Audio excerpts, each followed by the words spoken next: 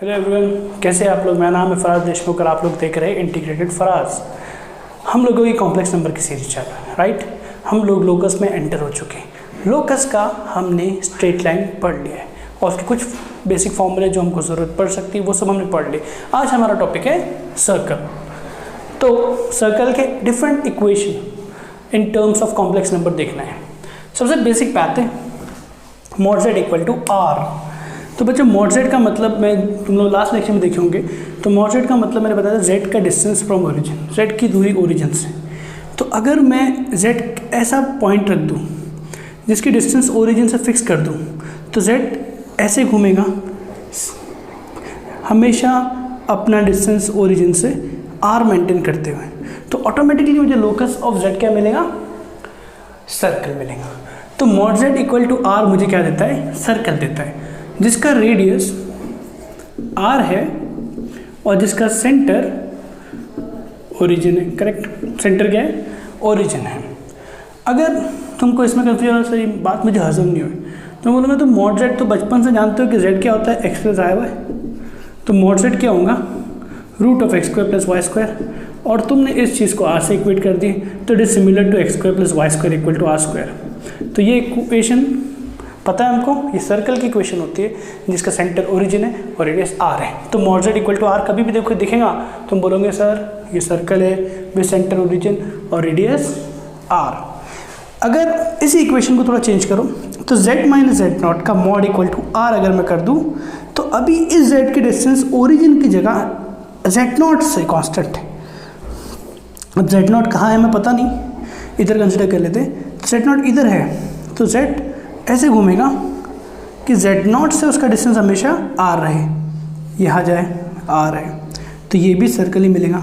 बस इधर चेंजेस क्या हुआ, इधर सेंटर हो गया जेड नॉट, सेंटर क्या हुआ जेड नॉट और रेडियस हमारा वही रहा जो कि r है। तो सेंटर जेड नॉट हो गया, रेडियस r हो गया। तो ये हो गया ये इक्वेशन। तो बच्चों ये बड़ी फेमस इक्वेशन है, बहुत आसान है। z की दूरी जेड नॉट से हमेशा मेंटेन रहेगी r। और ऑब्वियस बात है अगर तुम कोई चीज़ मॉड z से इक्वेट करते हो तो उसको पॉजिटिव होना पड़ेगा। ये r मॉड z से इक्वेट है, ये r मॉड z से इक्वेट है, तो इसे सामने लिखा है r belongs to r plus, positive quantity ही होना चाहिए ना। इस इक्वेशन पे आते हैं। तो बच्चों ये जो इक्वेशन है बेसिकली इससे डिराइव हुई है, इसको ही इसका छेड़खानी करके वो इक्वेशन बनाई हुई। अगर तुम इसका प्रूफ देखो, हम लोग जानते हैं अभी थोड़ी देर पहले पढ़े z minus Z naught equal to r होता है। अब मैं स्क्वायरिंग बोथ साइड कर देता हूँ, r स्क्वायर हो गया। अब जैसे ही मॉड के ऊपर स्क्वायर दिखता है तो मुझे प्रॉपर्टी याद आती z इंटू जेड बार वाली। तो मैंने क्या लिखा, z minus Z not into Z minus Z not का होल बार, और बार की तो आदत पता है तुमको, वो बढ़ जाएगा माइनस हुआ इक्वल टू r स्क्वायर। बच्चों जब तुम इनको मल्टीप्लाई करोगे तो z इंटू जेड बार पहले मिलेगा, फिर z इंटू जेड नॉट होगा और z naught into z bar होगा, दोनों भी माइनस क्वांटिटी में रहेंगे।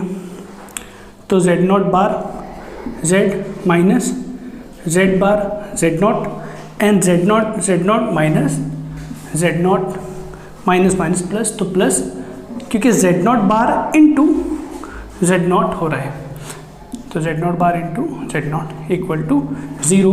अब बचपन से पढ़ रहे तो बड़ी फेमस प्रॉपर्टी, इस पर तो अलग से वीडियो बनाया था कि z इंटू जेड बार क्या होता है, मॉड z स्क्वायर होता है। वैसे इसमें इसको डायरेक्ट छोड़ा है तो हम भी डायरेक्ट छोड़ देंगे। तो z इंटू जेड बार हो गया माइनस ये z के बाद z को पहले लेते हैं, z पहले ही ऑलरेडी, चलो अच्छी बात है, और z बार बाद में है तो z नॉट को पहले लिया, z बार लिख दिया, और z into z naught bar into z not क्या होगा, जेड नॉट का मॉड स्क्वायर। तो बच्चों हमको ये मिला। तो कंपेयर करो इस सर्कल की, इस सर्कल का सेंटर क्या था, जेड नॉट था और रेडियस क्या था, r था।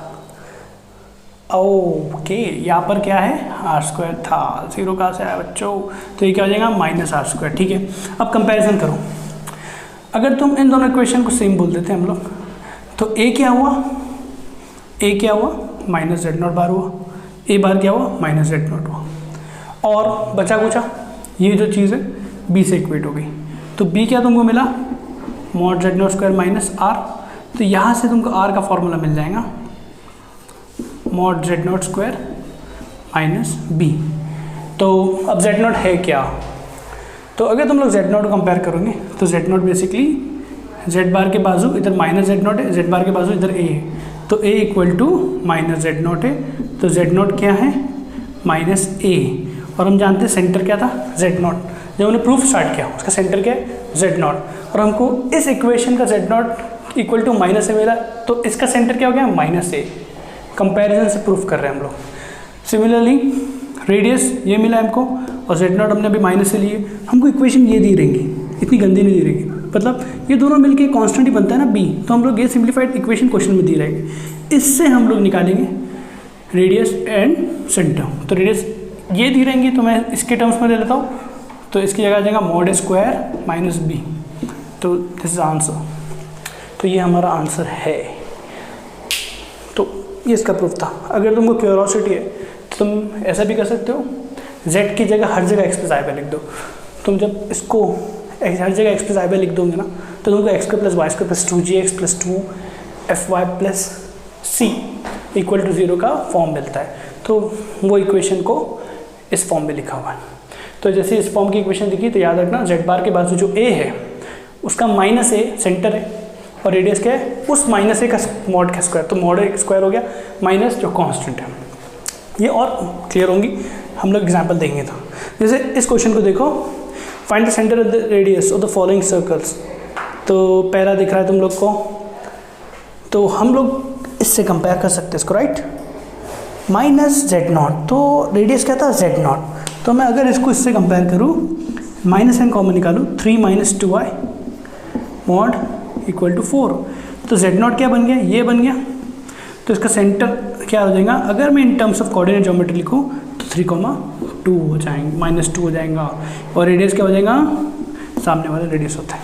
सिमिलरली इसमें से माइनस एन कॉमन निकालेंगे तो z -3 हो गया इक्वल टू 3, तो -3 इसका सेंटर हो गया, तो z इक्वल टू -3, i का टर्म नहीं है मतलब i इंटू 0 है, तो इसका सेंटर क्या हुआ -3,0 और रेडियस क्या है 3 सामने वाला रेडियस, समझ रहे ना, माइनस एन पहले कॉमन निकालो, बचा कुछ सेंटर होता है और सामने वाला रेडियस होता है।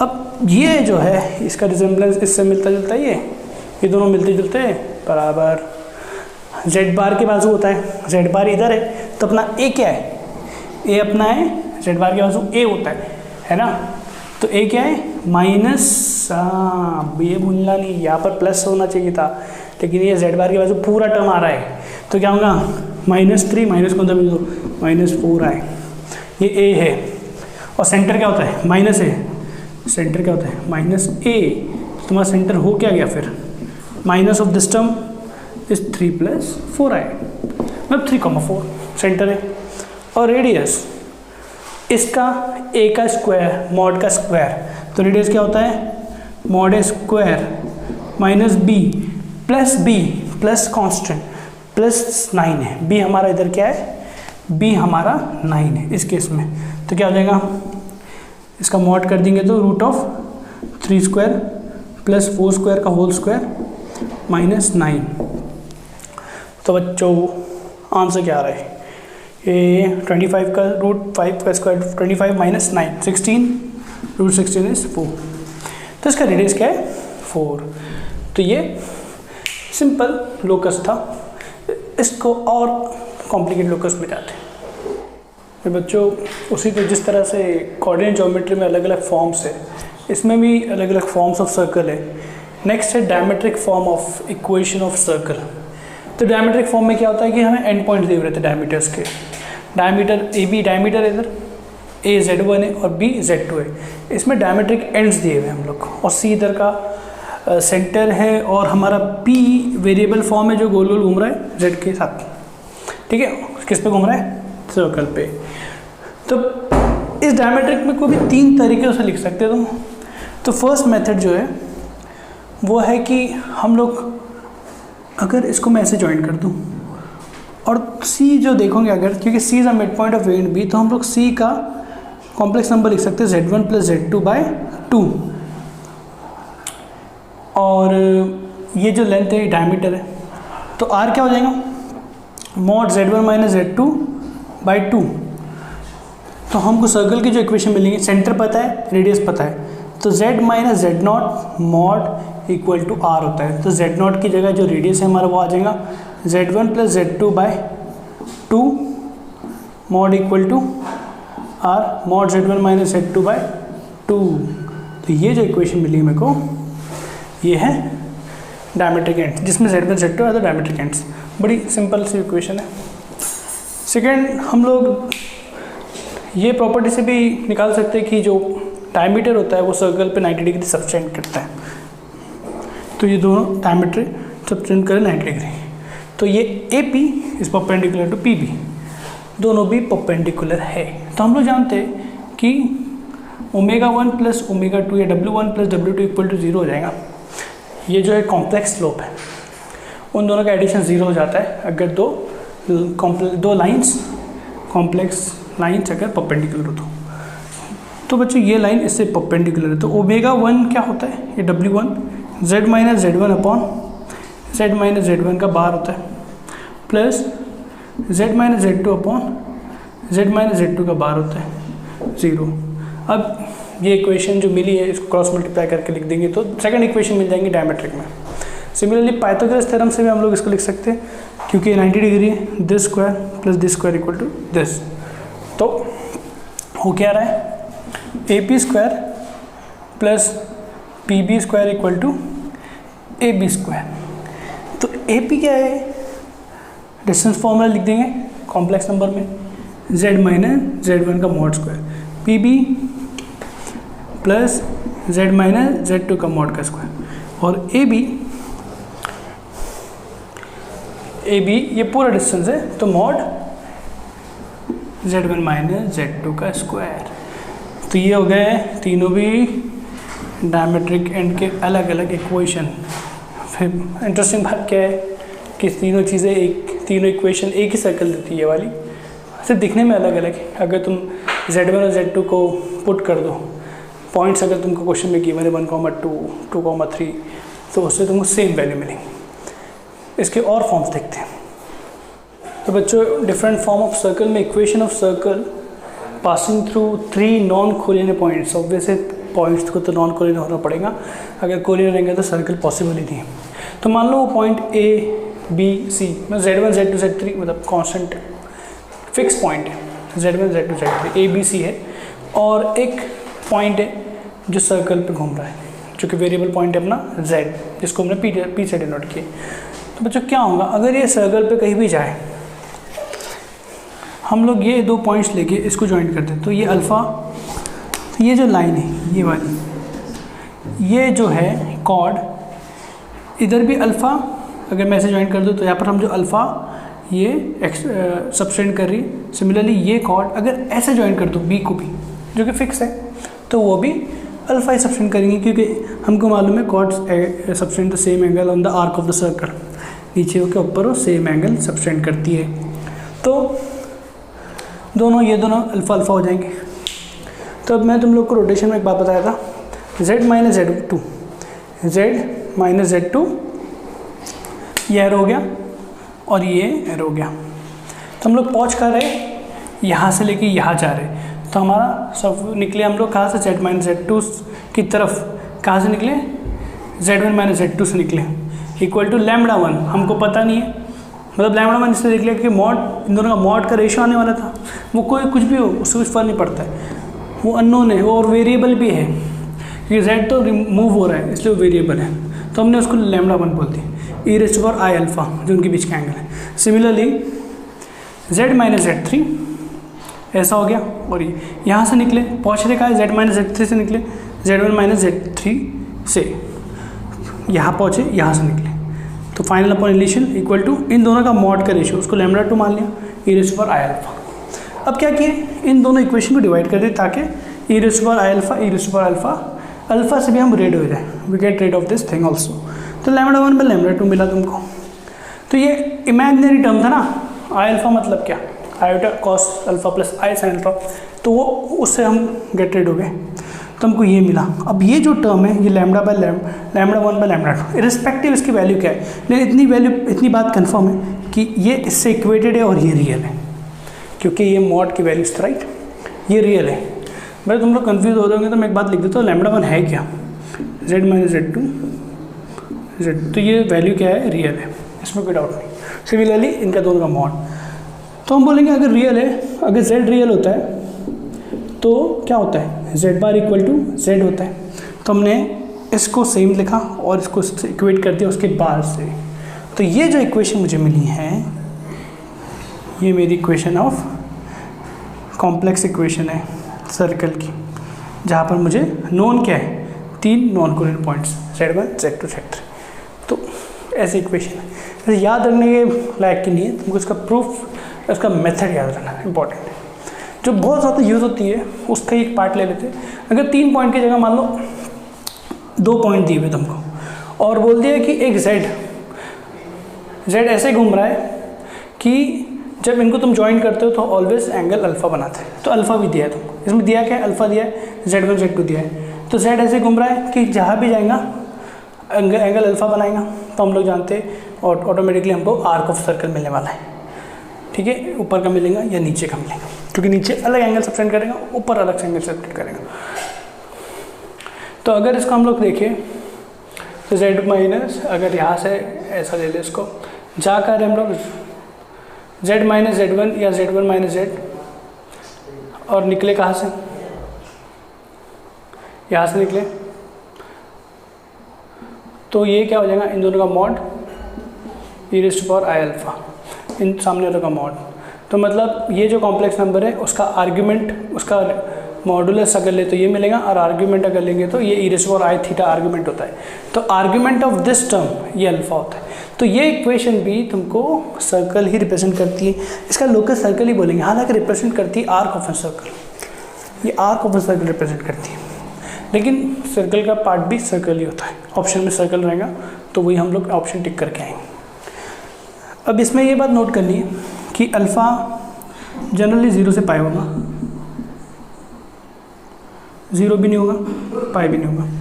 और अगर अल्फ़ा 0 से π/2 होता है तो अल्फ़ा π/2 से पाई होता है। तो इन दोनों केस में क्या होगा, 0 से π/2 दिख रहा है क्लियरली, अगर π/2 हो गया तो ये डायमीटर बन जाएगा, अल्फ़ा इक्वल टू π/2 हो गया तो डायमीटर बन जाएगा, करेक्ट। अगर ये केस होगा तो तुमको इस केस में पूरा सर्कल मिल जाएगा, क्योंकि ऊपर भी 90 डिग्री सब्टेंड कर रहा है, नीचे भी साइड। लेकिन इस केस में क्या मिलेगा तुमको, क्योंकि अल्फ़ा तुम्हारा π/2 छोटा है तो ये कॉर्ड रहेगा और ऐसा सर्कल बड़ा सा मिल जाएगा।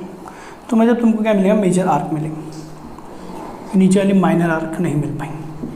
लेकिन इस केस में क्या हो रहा है, क्योंकि एंगल बड़ा है, 90 से बड़ा है, तो माइनर आर्क मिल जाएंगे, मेजर आर्क नहीं मिलेंगे, छोटे वाले। और उस केस में क्योंकि अगर ये डायमीटर है, π/2 है, तो यहाँ पर भी 90 डिग्री, यहाँ पर भी 90 डिग्री सब्टेंड करेगा तो पूरा सर्कल मिल जाएगा। तो इस तरह से ये कॉन्सेप्ट था। ये कॉन्सेप्ट बहुत इंपॉर्टेंट है, इस पर बहुत सारे क्वेश्चन जेईई में आ चुके हैं, तो एग्जाम्पल तो इस पर बनता है, देखते हैं बच्चों। ये क्वेश्चन तुमको काफ़ी चीज़ें क्लियर कर देगा, अटेम्प्ट कैसे करें क्वेश्चन। तो क्वेश्चन देख लो, z1 दिया है, z2 दिया है, z3 दिया है, then which of the following is true. ये 4 ऑप्शन दिया है, सिंगल चॉइस करेक्ट है, एक इसमें से कोई करेक्ट है। तो पहली बात तो z1 z2 z3 को अगर ध्यान से देखो तो mod z1 2 square plus 9 3 square ना, कितना हो गया, √13। तो मॉड z1 √13 मिला, और मॉड z2 देखो 3 square plus 9 plus 4, by chance वो भी √13 मिला, और z3 मॉड z3 भी √13 मिला। 1 प्लस 4 इंटू 3 8, 1 प्लस 8। तो ये बहुत इंटरेस्टिंग बात है, इससे हमारा क्वेश्चन होने वाला है कि इन तीनों की मॉड की वैल्यू सेम है। अब मॉड z1 का मीनिंग क्या हुआ कि z1 की दूरी ओरिजिन से, मॉड z2 मतलब z2 की डिस्टेंस ओरिजिन से, और z3 का डिस्टेंस ओरिजिन से मॉड z3 मतलब। तो ओरिजिन कहीं ऐसा है जहाँ से ये तीनों पॉइंट सेम डिस्टेंस पे है। तो ये जो भी तो एक बात तो पक्की होगी कि ये ऐसे सर्कल पे जिसका सेंटर ओरिजिन है, ठीक है। ये ऐसे सर्कल पे जिसका सेंटर ओरिजिन है, क्योंकि ये पॉइंट से तीनों पॉइंट की डिस्टेंस अगर सेम है मतलब वो एक ऐसे सर्कल पे जिसका सेंटर ओरिजिन पे, क्योंकि रेडियस हो गए तीनों। तो ये बात हमको क्लियर होगी एक। अब ऑप्शंस में Z3 minus Z1, Z2 minus Z1 हर जगह वही है। तो Z3 माइनस Z1 अगर मैं देखूँ तो ये मेरे को ज्वाइन करना पड़ेगा। Z3 माइनस Z1 को ऐसे ज्वाइन कर देता हूँ, ये है वो, और दूसरा है Z1 माइनस Z2 है, तो इसको ज्वाइन कर दिया। अब ये जो भी एंगल है इसको अल्फ़ा बोल देता हूँ। तो ये Z3 और Z2 ने जो एंगल सबटेंड किए सर्कल पे, वो अगर मैं सेंटर पे देखूँ तो वो ट्वाइस हो जाएगा, तो ये 2 अल्फ़ा हो जाएगा। ये बात तो समझ गए तुम लोग। और इसी चीज़ से हमारा क्वेश्चन होने वाला है। देखो, तो आर्ग्यूमेंट ऑफ, ये बात लिख दो, Z3 माइनस Z1, क्योंकि हर ऑप्शन में हो, अपॉन Z2 माइनस Z1। मतलब क्या हुआ, Z3 माइनस Z1 जो रे है, जो सेगमेंट है, अब और Z2 माइनस Z1 जो सेगमेंट है, उनके बीच का एंगल। तो ये दोनों का एंगल हो गया, और ये हमने क्या लिखते हैं, अल्फ़ा। दिस अपॉन दिस मतलब इन दोनों के बीच का एंगल, और ये क्वेश्चन के हमने अल्फ़ा ले लिया। और आर्ग्यूमेंट ऑफ हर ऑप्शन में Z3 बाई Z2 है, तो Z3 बाई Z2 है, तो कुछ नहीं है मतलब माइनस 0 है। तो Z3 माइनस 0 को देखो इन दोनों को ज्वाइन करने वाला, Z3 माइनस 0 ये वाला और ये वाला, Z2 माइनस 0, इनके बीच का एंगल क्या है, 2 अल्फ़ा। ठीक है, इनके बीच का एंगल अल्फ़ा है और इनके बीच का एंगल 2 अल्फ़ा है। बस क्वेश्चन हो गया। अल्फ़ा की वैल्यू इधर उठा के रख दो और 2 को इधर भेज दो, राइट। इससे हमारा आंसर आ जाएगा। या तो 2 को इधर रखो, देखो भेजने की जरूरत नहीं है, पढ़ नहीं रही। अल्फ़ा की वैल्यू बस जस्ट उठा के रख दो। तो argument of Z3 by Z2 equal to twice argument of Z3 minus Z1 upon Z2 minus Z1, right. तो ये हमारा आंसर आ गया।